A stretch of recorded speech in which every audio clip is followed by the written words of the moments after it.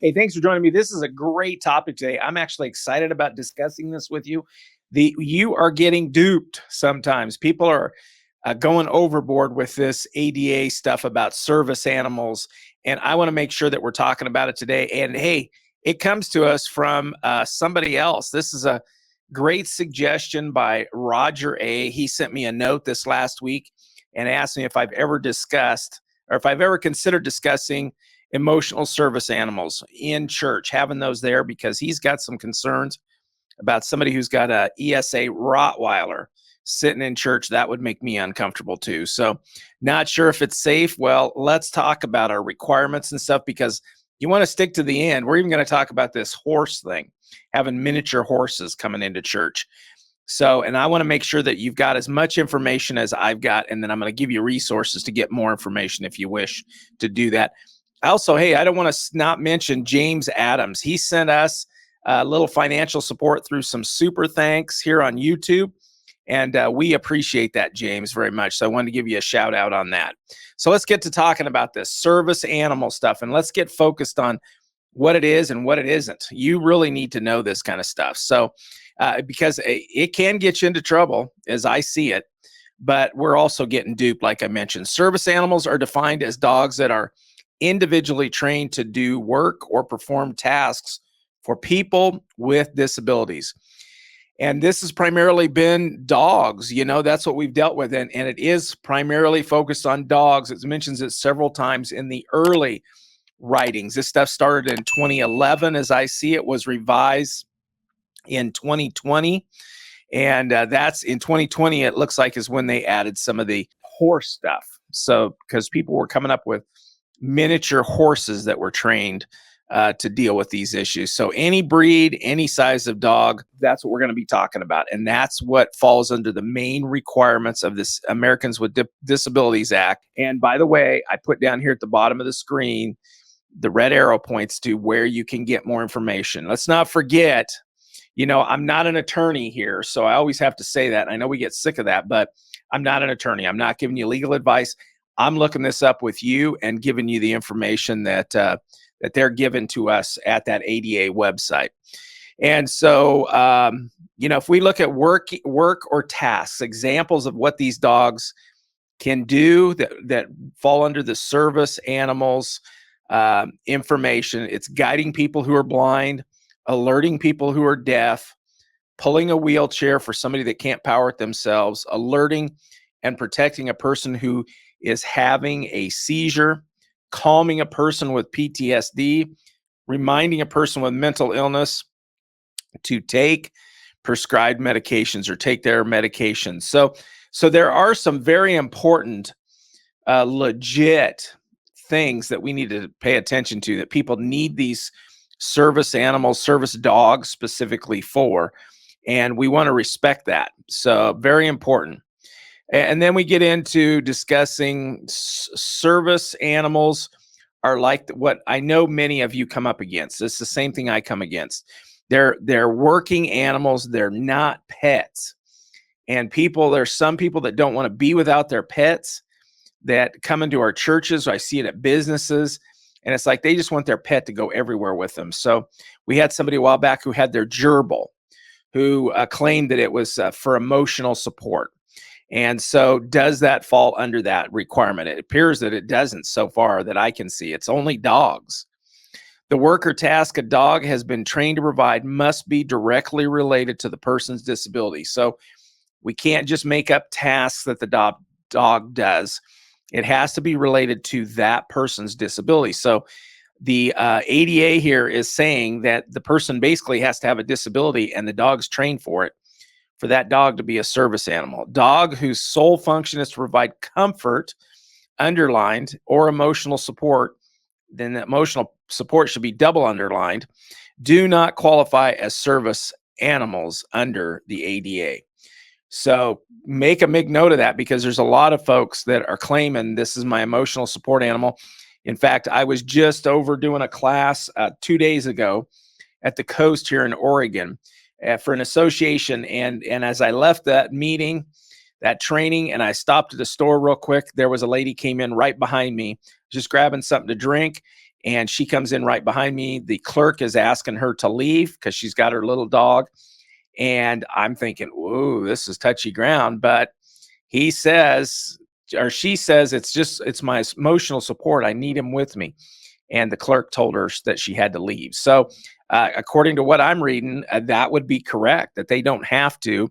And it seemed like he had had problems with her before. So they were known to each other. So, the definition of service animals does not affect or limit the broader definition of assistance animals under the Fair Housing Act or Air Carrier Access Act. The service animals under them, they are a little bit broader in their definitions.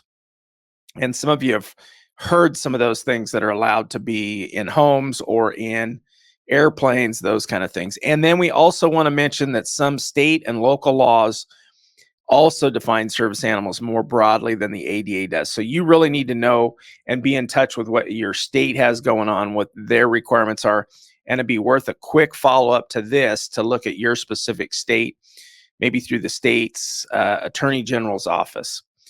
Great idea, because again, this stuff can get us into trouble both legally, but also, from the loving, open standpoint. As service animals are not required to be certified or go through a professional training program. If they can be trained for this stuff to help with the disability of their handler, then that's what's required, is what it appears here to me. Not required, service animals are not required to wear a vest or other ID that indicates they're a service dog under the Americans with Disabilities Act. So, and you can reference that at this website. But again, what does your state say? Service animals are not emotional support or comfort dogs, because providing emotional support or comfort is not a task related to a person's disability. So, and this appears to have been revised in 2020, so it's fairly up to date. Again, you'd have to reference your state stuff, but this is very interesting, that emotional support. I hear that stuff quite a bit. So it's interesting that that's just something that seems to have morphed out of what people want and us being skittish about things. Asking if a dog is a service animal. Can we do that? If you're working at a nonprofit organization, it also lists businesses, restaurants, all kinds of other places, but a nonprofit organization like our churches, and it's unclear to you whether someone's dog is a service dog, you may ask for certain information using 2 questions. So you're very limited on what you can ask. You really can't get proof, if you will. Asking if a dog is a service animal, you may ask, is the dog a service animal required because of a disability? And it has to be for that person. Is that person disabled? So you can ask that simple question. You can also ask, what work or task has the dog been trained to perform? Those are your limits. Those are your 2 limits. So our scope of what we can dig into is not really very much. You're not allowed to request any documentation. You're not required to know for sure and see paperwork on if the dog's registered, licensed, or certified as a service animal, because under the act, they don't have to have paperwork. They can just be trained. You cannot require that the dog demonstrate its task or inquire about the nature of the person's disability. So basically, it's very limited. What do you see? Does the person appear to have a disability? And then, is the dog trained? And those questions, going back to the questions we can ask, is the dog a service animal required because of a disability? We can't dig into what is the disability if you can't see it or you can't tell. What work or task has the dog been trained to perform? Under the ADA, state and local governments, businesses, and nonprofit organizations that serve the public must allow service animals to accompany people with disabilities in all areas of the facility where the public is allowed to go. So you don't have to allow them to go into special rooms, that kind of stuff. In general, there's our couple things we want to mention here. Service animals, and this is important, must be under control. A service animal must be under the control of its handler. Under the Americans with Disability Act, service animals must be harnessed, leashed, or tethered unless the individual's disability prevents using these devices or these devices interfere with the service animal's safe, effective performance of the tasks. In that case, the individual must maintain control of the animal through voice, signal, or other effective controls. So if the dog is not under control, which to me that begins to seem to say they're not staying with the handler, they're not staying with the person with disabilities, or they're disrupting in other ways, then that is not under control. And then you've got to start making decisions, cautious decisions, because this is politically correct, incorrect here. This can be touchy, but can also be touchy for being an open, welcoming environment as a church. Your staff, you in as ushers, church security greeters, your staff cannot ask about the person's disability. If it's not apparent to you, you can't dig into it. You can't require medical documentation. You can't require a special identification card or training documentation. Don't forget that. We're very limited. Ask that dog. You cannot ask that dog to demonstrate its ability to perform the work or task, or that the dog perform its work or task. You can't ask that. So you're limited to those two questions. So you might want to back that up and review it. Those two questions, that's pretty much it. Service animals, some other things we want to talk about. Allergies and fear of dogs are not valid reasons for denying access or refusing service to people using service animals. So it may be a big, nasty looking dog, or you just have allergies to their hair. It's not a reason to deny them. When persons who are allergic to a dog, dander, and a person who uses a service animal must spend time in the same room or facility, for example, in a classroom, they both should be accommodated by assigning them, if possible, to different locations within the room or different rooms. So if you have a side room with a television monitoring of the church, then somebody needs to go there, separating those two. And you probably better be cautious about who you send to that TV and who you allow to stay in the main service. Got to think that stuff through. In fact, it should probably come from a team leader, that decision, since it's a big liability. And if you're solo in security or solo in ushers, then it should come from a church leader, because it's a liability for us. Service animals, some other things. A person with a disability cannot be asked to remove his service animal from the premises unless, one, the dog is out of control and the handler does not take effective action to control it, or the dog is not housebroken, so it's making a mess. When there is a legitimate reason to ask that a service animal be removed, staff must offer the person with the disability the opportunity to obtain goods or services without the animal's presence. So that side room, or do you have your services online that could be offered to them? Or ask them to put the dog somewhere out in the vehicle somewhere and allow them to come in and watch the service or be in your service without that dog, if it is not meeting these couple of criteria, or if it's causing issues, these two criteria that we mentioned, not housebroken and is out of control. Service animals, establishments that sell or prepare food, some of you do within your churches, must generally allow service animals in public areas, even if state or local health codes prohibit animals on the premises.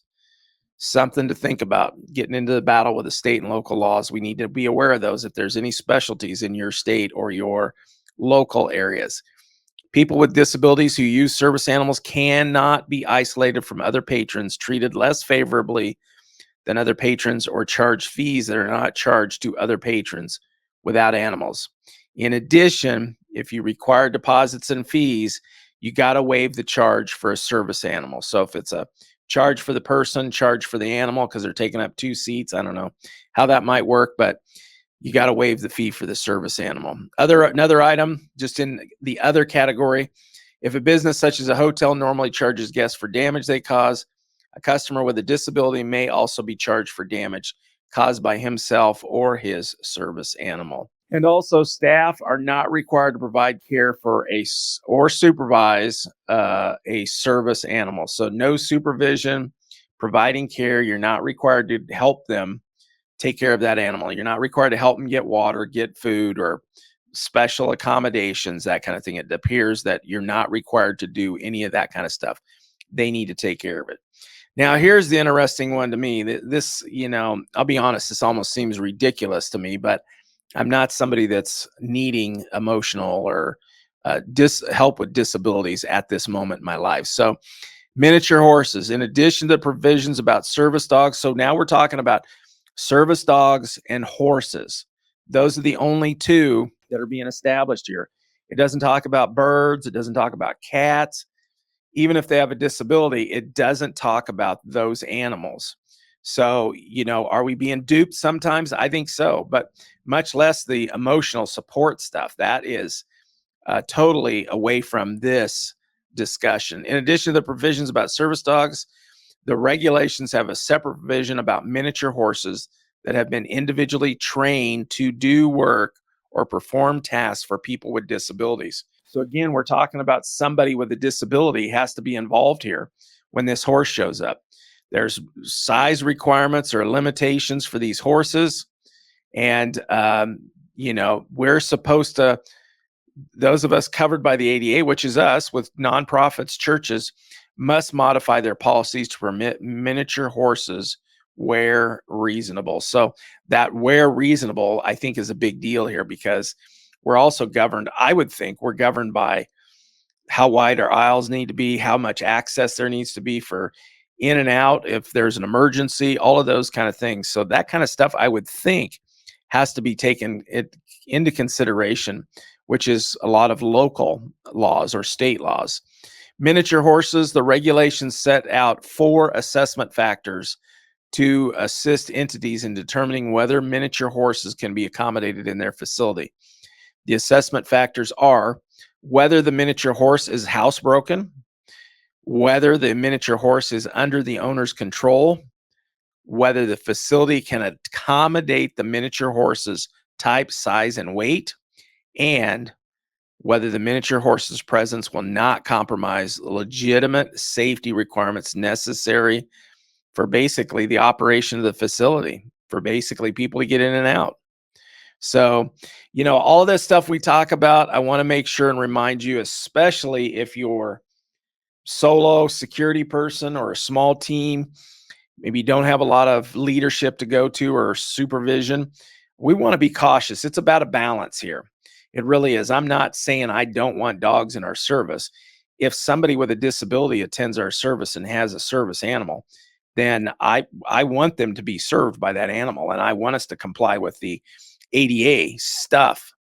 But I'm also concerned, like Roger mentioned, we've got somebody that's claiming an emotional support animal when an emotional support animal isn't covered on any of this stuff. And if the emotional support animal's a big Rottweiler that intimidates people, maybe is out of control at times or not covered by their handler or controlled by their handler. And then we're also talking about something that isn't even covered under the Americans with Disabilities Act as an emotional support animal, then, that kind of stuff, I think we also have to look out for our congregation, our people. We also have to maintain the ability for people to be ministered to, whatever they're ministering about. We have to make accommodations. We have to keep control over things to make sure that there's not an interference. We had this lady with the gerbil come in, and I finally took her to another space. Someone else had let her into the building, allowed her to come in, and it made a disruption right around her. The gerbil was fairly quiet, I have to say, was in her pocket, but she started bringing it out and playing with it.